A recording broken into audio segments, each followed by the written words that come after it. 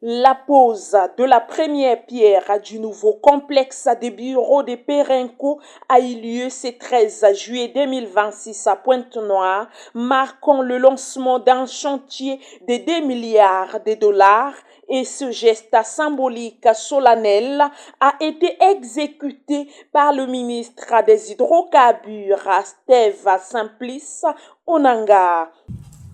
C'est avec un grand plaisir que je prends part à la cérémonie de pose de la première pierre du futur siège de la société Perenco Congo et de sa filiale congolaise.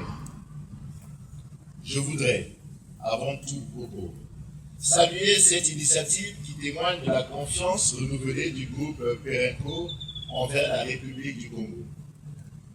En effet, lorsqu'une société décide d'investir dans un siège social moderne, conçu pour accompagner son développement sur plusieurs décennies, elle adresse un message clair.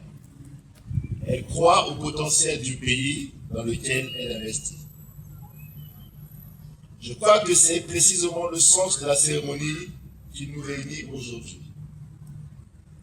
Depuis son implantation au Congo en 2001, la société Perenco s'est imposée comme un acteur majeur de notre industrie pétrolière. Avec une production d'environ 78 000 barils de pétrole par jour, Perenco contribue de manière significative à la production nationale, à la création de richesses, au budget de l'État et à l'emploi des Congolais. Ces projets architecturaux d'envergure n'est pas seulement des fondations de béton et d'acier, mais ils matérialisent plutôt l'ambition, l'énergie et l'engagement pour l'avenir. Cette cérémonie marque le début d'une nouvelle étape pour Perenco au Congo.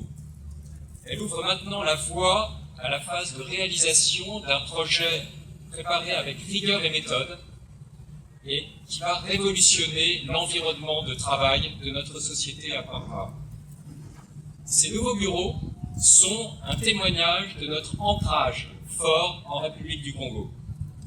Le début de cette construction coïncide avec les 25 ans de l'arrivée de Perenco au Congo à travers Congo-Rep.